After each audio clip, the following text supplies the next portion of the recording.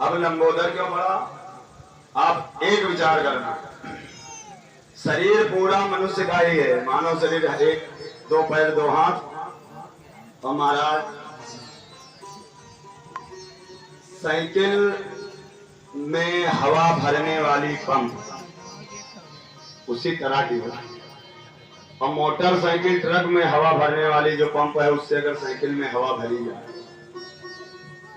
हाथी को जो आहार देने वाला मुंह है वो मनुष्य को आहार पहुंचाएगा तो क्या होगा?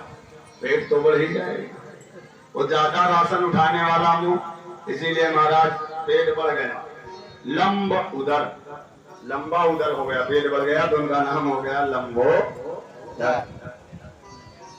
एक दिन दोनों बच्चे खेल रहे थे और भगवान भोलेनाथ पार्वती के साथ में बैठे थे। बाएं भाग में पार्वती मैया विराजमान है, बड़ी शोभा हो रही। दोनों बच्चे सामने किलकारी मार करके खेल रहे हैं बड़े प्रेम से। और उसी समय पर केवल हास्य ही किया भोलेनाथ ने। आज भी माता पिता हास्य करते हैं, जो चंचल होता है कहते हैं इसका विवाह पहले कराना पड़ेगा, और दिया है कि नाव सुनते ही लड़का।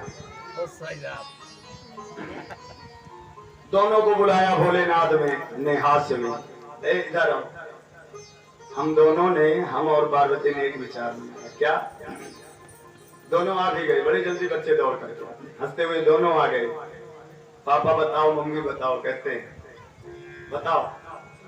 अहम च परिणेष्यामि अहम चैव पुनः पुनः परस्परं च नित्यं वै विवादे तत्परावुभौ। तुम दोनों रोज लड़ते रहते। अब बच्चे एक अवस्था होती है जिसमें केवल लड़ाई जानते हैं, कब खेलना है और कब सुलह हो जाए पता ही नहीं। दोनों बच्चे बड़े प्रेम से खेलते हैं, और कभी कभी तो इन बच्चों के खेलने में बड़ों बड़ों की लठ चल जाती है, फिर साथ खेलते हैं। देखा गया ये फिर साथ गुल्ली डंडा खेली। महाराज कहा हम सोच रहे हैं कि तुम्हारा करते हैं विवाह। अब वहां पर विवाद हो गया, पहले मैं करूंगा। तो कार्तिकेय स्वामी कहा मैं बड़ा हूं, पहले मेरा विवाह होगा। गणेश जी ने कहा तुम केवल बड़े हो उम्र में और देखने में हम ज्यादा बड़े।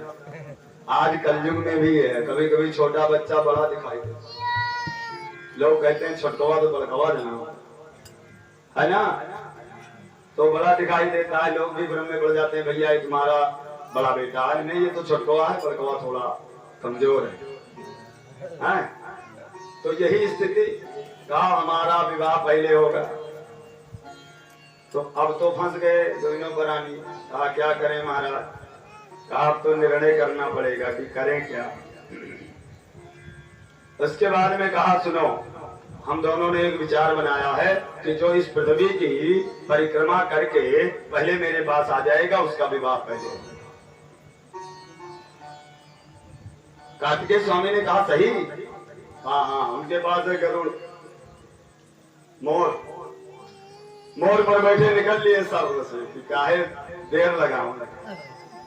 तो गणेश भगवान पहले सोचे कि यह कोस चले के बाद हम जब तक यह घंटा सुस्तायित नहीं तब तक बढ़ नहीं पाई, तो हम तो इसका चीतिन न बोवे। तो बुद्धि यस्य बलम तस्य,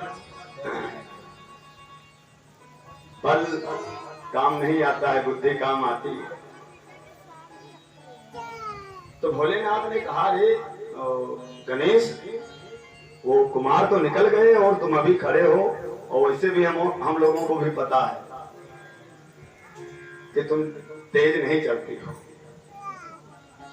तो कहा ऐसी बात नहीं पिताजी, हमारा मन आप छोटा ना करें, हम आराम से पहले हमारा ही विवाह होगा, इसमें संदेह नहीं।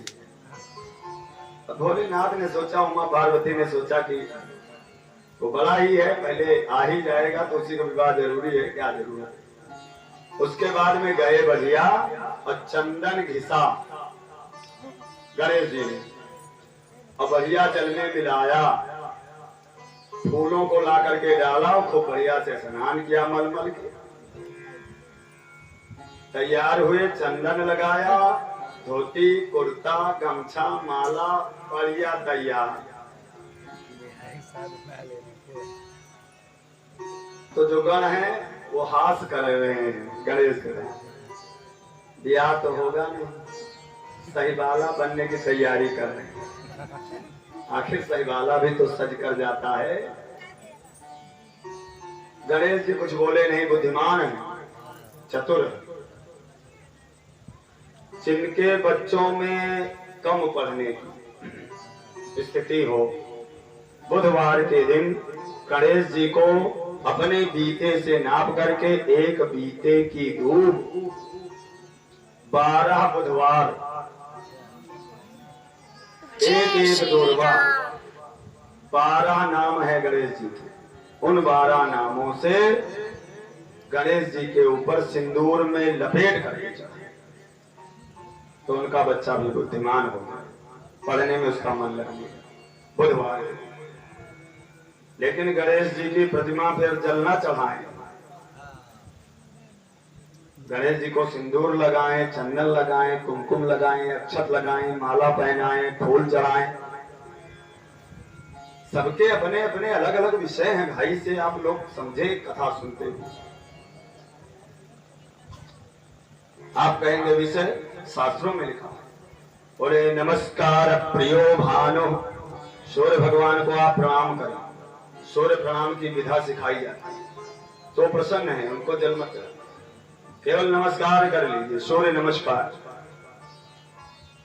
जलधारायाम महेश्वरः, शंकर जी को केवल जल की धारा प्रिय है, खूब जलधारा। श्रृंगार प्रियो शेषः, शेष देवता श्रृंगार प्रिय। ब्राह्मण मधुर